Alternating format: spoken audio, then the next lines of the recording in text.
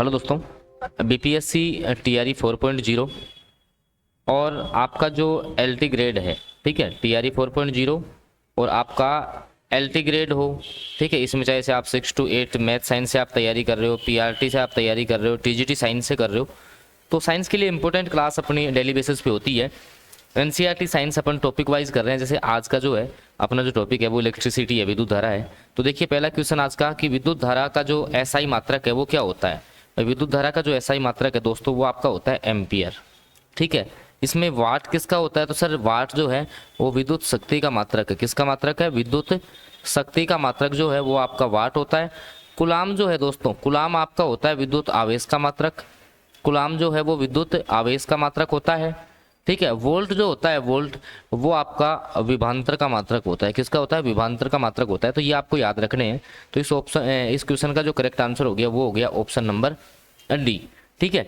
और ये जो क्लास होती है, इस क्लास की जो पीडीएफ है निःशुल्क, जो इस क्लास की पीडीएफ अगर आपको प्राप्त करनी है तो आप नीचे डिस्क्रिप्शन में भी टेलीग्राम का लिंक है, वहां से आप इसको ज्वाइन कर सकते हैं, ठीक है। अगला क्वेश्चन है, विद्युत शक्ति का एसआई मात्रक है। जो विद्युत शक्ति होती है उसका एसआई मात्रक जो है वो आपका वाट होता है। विद्युत शक्ति का एसआई मात्रक आपका क्या है, वाट है। तो ऑप्शन ए के साथ आप लोग चले जाएंगे। ऑप्शन जो ए है वो आपका करेक्ट आंसर रहना है, ठीक है। विद्युत शक्ति का जो एसआई मात्रक है वो आपका वाट होगा, ठीक है। ओम किसका होता है, तो ओम आपका प्रतिरोध का होता है। ओम किसका होता है, प्रतिरोध का मात्रक होता है। ये भी आपको याद रखना। ऑप्शन ए के साथ आप लोग चले जाएंगे। ऑप्शन जो ए है वो आपका करेक्ट आंसर रहना है इस क्वेश्चन का। अगला जो आपका क्वेश्चन है उसमें ऊर्जा का एसआई मात्रक आपको बताना है। तो देखिए ऊर्जा का जो एसआई मात्रक होता है वो आपका होता है जूल, ठीक है। बी ऑप्शन के साथ आप लोग चले जाएंगे, ठीक है। अगला क्वेश्चन, एक वोल्ट कहलाता है। अब देखो एक जो आपका वोल्ट है, एक जो आपका वोल्ट है वो किसके बराबर होता है, तो आपने पढ़ा होगा विभव बराबर जो होता है वो होता है कार्य बटा आवेश। क्या होता है, कार्य बटा आवेश। यही होता है विभव का फॉर्मूला, कार्य बटे आवेश है ना। वी बराबर होता है W/Q, ये होता है।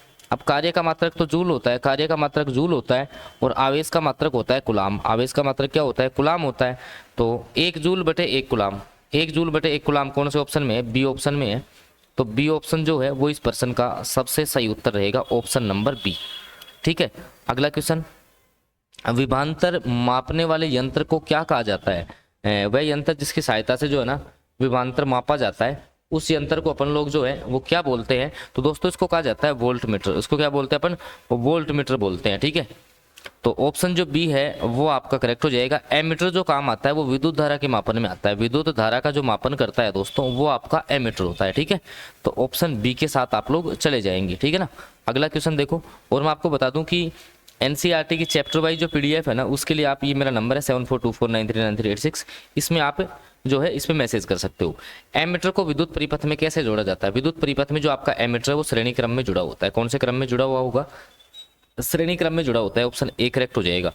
अगला क्वेश्चन है, किसी कुंडली का प्रतिरोध, देखो प्रतिरोध ज्ञात करने का जो सूत्र होता है, ठीक है, प्रतिरोध ज्ञात करने, क्योंकि आपने पढ़ा होगा ओम का नियम, अगर साइंस पढ़ रखी है तो मैं आपको बता दूं ओम का नियम जो है वो आपका क्या होता है कि V समानुपाती होता है I के। विभवांतर समानुपाती विद्युत धारा होता है, V समानुपाती I, तो V बराबर हो जाता है यहाँ से RI, और R का मान निकालोगे तो V बटे I हो जाएगा। यहाँ से क्या हो जाएगा, V बटे I हो जाएगा R का मान, तो R का मान V बटे I हो जाएगा। ऑप्शन बी के साथ आप लोग चले जाएंगे।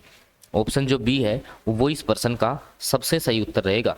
और बिल्कुल जो है एनसीईआरटी साइंस जो है ना वो अपन चैप्टर आपका जो है चैप्टर वाइज करने वाले हैं। देखिए धातुएं धारावाहक होते हैं। जो धातु होती है, धातु आपकी जो भी धातुएं हैं, जो भी मेटल्स है, उनमें क्या पाए जाते हैं, मुक्त इलेक्ट्रॉन पाए जाते हैं। क्या पाए जाते हैं, मुक्त इलेक्ट्रॉन पाए जाते हैं। ऑप्शन बी के साथ आप लोग चले जाएंगे। ऑप्शन जो बी होगा ना ये इस प्रश्न का सही सबसे सही उत्तर है। अगला क्वेश्चन है, परिपथ में विद्युत धारा की माप किससे की जाती है। अभी मैंने आपको बताया था विद्युत धारा का जो मापन है वो एमीटर की सहायता से किया जाता है। किसकी सहायता से, एमीटर की सहायता से विद्युत धारा का मापन किया जाता है। ऑप्शन बी के साथ आप लोग चले जाएंगे। ऑप्शन जो बी है वो इस प्रश्न का सबसे सही उत्तर रहेगा। और दोस्तों मैं आपको बता दूं ये जो क्लास है ना वो चाहे से आपका टीआरई 4.0 मैथ साइंस से आप तैयारी कर रहे हो, टीजीटी साइंस हो, एलटी ग्रेड हो, जहाँ भी आपकी साइंस पूछी जाती है ना, एनसीईआरटी साइंस में ये रामबाण क्लास है। तो चैनल पे नए हो तो भाई सब्सक्राइब आप लोग जरूर कर लेना, बेल नोटिफिकेशन दबा लेना। रही बात इस क्लास की पीडीएफ तो टेलीग्राम का लिंक है। देखिए अगला क्वेश्चन, रेशम द्वारा रगड़ने पर कांच की छड़ में क्या होता है, आवेश उत्पन्न होता है। कौन सा आवेश, ऋण आवेश, धन आवेश, तो दोनों उत्पन्न होते हैं। तो कैसे, दोनों आवेश उत्पन्न होते हैं। तो सी ऑप्शन करेक्ट होगा, ठीक है ना। अगला क्वेश्चन, 1 किलोवाट घंटा का व्यावसायिक मात्रक क्या है, व्यवहारिक मात्रक क्या है? तो 1 kWh। आप देखना आपके जो विद्युत मीटर होते हैं ना, घरों में जो विद्युत मीटर लगे होते हैं उनमें kWh लिखा होता है, किलोवाट पर हावर, किलोवाट घंटा इसको बोलते हैं।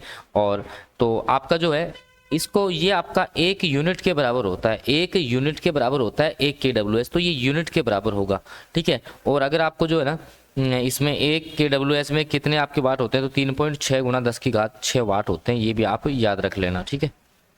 अगला क्वेश्चन, बिजली के फ्यूज तार बना होता है, मतलब जो आपका फ्यूज तार होता है ना, फ्यूज तार एमसीबी बोर्ड आप लगाते हैं, तो फ्यूज तार किस धातु का बना होता है? तो ये आपका ध्यान रखना, फ्यूज तार हमेशा जो है मिश्र धातु का बनाया जाता है। किसका बनाया जाता है? मिश्र धातु का, ठीक है। तो ऑप्शन सी जो है वो करेक्ट आंसर हो जाएगा, ठीक है। अगला क्वेश्चन, 1 जूल का मान, 1 जूल का मान कैलोरी में कितना होता है? बताइए, देखिए 1 जूल में जो है कैलोरी कितनी होती है, तो आपकी हो जाएगी 4.18 कैलोरी। ऑप्शन ए के साथ आप लोग जाएंगे। अगला क्वेश्चन है, 1 इलेक्ट्रॉन वोल्ट किसके बराबर होता है? एक जो आपका इलेक्ट्रॉन वोल्ट है, एक जो आपका इलेक्ट्रॉन वोल्ट है वो होता है 1.6 गुणा 10 की घात -19 जूल, 1.6 गुणा 10 की घात -19 जूल के बराबर होता है। तो ऑप्शन ए के साथ जाएंगे आप लोग। अगला क्वेश्चन, बिल्कुल मैं आपको चैप्टर वाइज जो है ना, चैप्टर वाइज सारे क्वेश्चंस करवाने वाला हूँ। एक एक चैप्टर जो एक एक क्लास में अपन कंप्लीट करने का टारगेट अपना रहता है।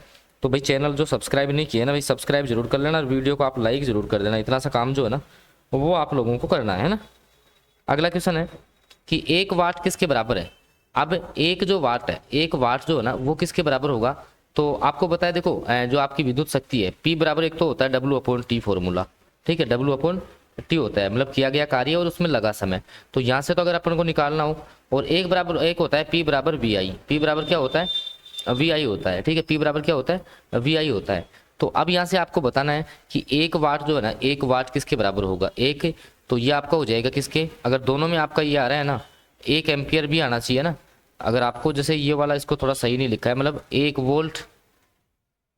वोल्ट इंटू 1 एम्पियर, 1 एम्पियर इसके बराबर होगा। मैंने आपको समझा दिया, देखो मैं आपको इसको क्वेश्चन को समझा दूँ, ये ऑप्शन शायद सही नहीं रखे हैं। देखिए मैं आपको बता दूं, जो विद्युत शक्ति होती है ना, विद्युत शक्ति जो है, ठीक है, ये होती है कार्य बटे समय, कार्य बटे समय, एक फॉर्मूला इसका ये होता है, ठीक है। तो कार्य बटे समय होता है, ठीक है भाई, कितना कार्य करने में कितना समय लग रहा है, या आप 1 जूल काम करने में जो है ना, 1 जूल काम करने में कितना, 1 सेकंड के समय में अगर 1 जूल काम कर रहे हो तो वो आपका 1 वाट के बराबर होगा। या फिर जो होता है ये बराबर P बराबर होता है VI, P बराबर क्या होता है? VI होता है। इसमें V और I की वैल्यू एक एक लेनी पड़ेगी आपको, ठीक है। अगला क्वेश्चन है, कुलाम के नियम में K को क्या कहा जाता है? बताओ, देखिए कुलाम का जो नियम है वो K को क्या कहा जाता है? तो इसको बोलते हैं अपन जो है आपका, चाहे इसे समानुपाती नियतांक बोल दो या एक नियतांक बोल दो। हालांकि इसको प्रॉपरली अपन बोलेंगे तो इसको बोलेंगे अपन समानुपाती नियतांक, ठीक है। क्या बोलेंगे? तो ए और बी दोनों को सही माना था, एक बार क्वेश्चन आया था तो वो दोनों को सही माना गया था, ठीक है। कुलाम का जो नियम होता है ये आपका होता है आपका F बराबर Q1Q2/R², ठीक है, ये होता है। तो इसमें K को क्या माना है इसने, ये बोला है, ठीक है ना। अगला क्वेश्चन है, क्या प्रोटॉन आवेशन प्रक्रम में भाग लेता है? प्रोटॉन जो आपका होता है ना, प्रोटॉन पे चार्ज कौन सा होता है? बताइए, देखिए, ठीक है, प्रोटॉन पे प्लस का आवेश होता है, तो ये आवेशन में भाग लेगा, आपका आवेशन में भाग लेता है, तो बी ऑप्शन करेक्ट हो जाएगा। अगला क्वेश्चन, स्तर विद्युत में आवेश, भाई स्तर विद्युत है उसमें आवेश क्या विराम अवस्था में होते हैं, गतिक अवस्था में होते हैं, या दोनों अवस्था में होते हैं, या किसी भी अवस्था में नहीं रहते? देखिए इसका आंसर जो है आप लोग कमेंट बॉक्स में देना, इसका आंसर जो है आप लोग कमेंट बॉक्स में आपको देना है इसका आंसर। अगला क्वेश्चन है, धारा विद्युत में आवेश रहते हैं तो कौन सी अवस्था में रहेंगे? ठीक है, विराम अवस्था में, गतिक अवस्था में, तो गतिक अवस्था में रहेंगे, ध्यान रखना। विद्युत धारा जब भी बहेगी तो आवेश क्या है, आवेश आपकी गति करेंगे, मतलब विद्युत धारा आपकी जब भी बहती है ना, विद्युत धारा आपकी जब भी बहती है तो आवेश आपकी गति करते हैं, मतलब आवेश जो है, आवेश का प्रवाह ही विद्युत धारा कहलाता है भाई। आवेश का जो प्रवाह है उसी को अपन विद्युत धारा बोलते हैं, उसी को क्या कहा जाता है, विद्युत धारा कहा जाता है। तो याद रखना आप, ठीक है, ऑप्शन बी के साथ आप लोग चले जाएंगे। अगला क्वेश्चन है, विद्युत प्रवाह की दिशा मानी जाती है प्लस से माइनस की ओर, ध्यान रखना, प्लस से किसकी ओर, माइनस की ओर, तो धन टर्मिनल से ऋण टर्मिनल की ओर, ऑप्शन बी के साथ आप लोग जाएंगे, ठीक है। अगला क्वेश्चन, आवेश का मात्रक, मैंने भी आपको बताया था कि आवेश का मात्रक होता है कुलाम, आवेश का मात्रक क्या होता है, कुलाम होता है, तो ऑप्शन ए करेक्ट हो जाएगा, ठीक है। वोल्ट मैंने बताया था किसका होता है, विभवांतर का होता है। एम्पियर किसका होता है, विद्युत धारा का होता है, याद रखना है। ओम किसका होता है, प्रतिरोध का होता है, ठीक है। अगला क्वेश्चन, ओम के नियम में से कौन सा सत्य है? मैंने आपको बताया V बराबर क्या होता है, आर आई होता है, वी बराबर क्या होता है आर आई। यहाँ से आर बराबर क्या हो जाएगा, या वी बराबर क्या आपका जो है, यहाँ से आर बराबर देखो अब यहाँ से एक बराबर वी बटे आर होता है, ठीक है, वी बराबर आई बटे आर होता है। देखो वी बराबर आई बटे आर भी नहीं होता, तो आर बराबर वी इंटू आई होता है, ये भी नहीं होता, ये भी नहीं है।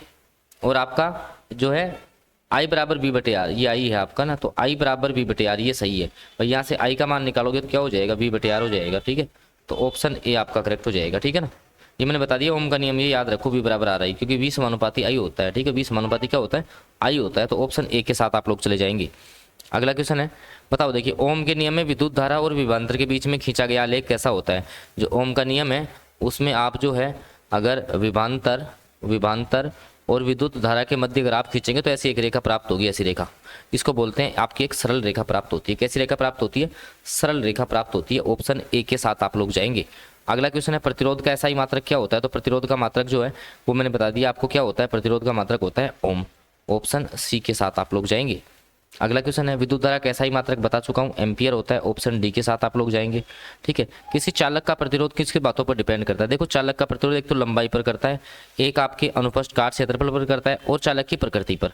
तो सारे ऑप्शन सही हो जाएंगे। इंपॉर्टेंट क्वेश्चन है, ऐसे क्वेश्चन जो है आपके एग्जाम्स में पूछे जाते हैं। तो ऑप्शन जो डी है वो आपका सटीक आंसर हो जाएगा इस क्वेश्चन का, ठीक है। ऑप्शन जो डी है वो आपका सटीक रहेगा। अगला क्वेश्चन है, बताओ देखिए विद्युत प्रवाहित कर किसी धातु वस्तु और अन्य किसी वांछित धातु की परत निक्षेपित करना, मतलब दूसरी धातु की परत चढ़ाना, उसको बोलते हैं विद्युत लेपन। क्या बोलते हैं इसको, विद्युत लेपन कहा जाता है। ऑप्शन ए करेक्ट हो जाएगा इस क्वेश्चन का। अगला क्वेश्चन है, विद्युत बल्ब का फिलामेंट कौन सी धातु का बना होता है। तो विद्युत बल्ब का जो फिलामेंट है उच्च, इसका गलनांक काफी उच्च होता है, मतलब इसका जो गलनांक है वो उच्च गलनांक होना चाहिए। कैसा होना चाहिए, उच्च गलनांक होना चाहिए। तो ऑप्शन ए आपका करेक्ट हो जाएगा। ऑप्शन ए के साथ आप लोग जाएंगे। विद्युत चुंबक बनाने में कौन सा पदार्थ काम में लिया जाता है, नरम लोहा। क्या काम में लिया जाता है, नरम लोहा, ठीक है। ऑप्शन ए करेक्ट हो जाएगा। तो ये कुछ क्वेश्चंस थे जो मैंने कवर करवाए हैं। बाकी इसकी पीडीएफ जो है वो टेलीग्राम ग्रुप का लिंक है डिस्क्रिप्शन में, वहाँ से मिल जाएगी। और एनसीईआरटी चैप्टर वाइज अगर आप तैयार करना चाहते हो तो ये मेरा नंबर है 7424939386, इस पर आप लोग व्हाट्सएप मैसेज कर सकते हैं। बाकी वीडियो को आप लोग लाइक कर दीजिए, चैनल पर नहीं है तो आप सब्सक्राइब कर लीजिए। धन्यवाद।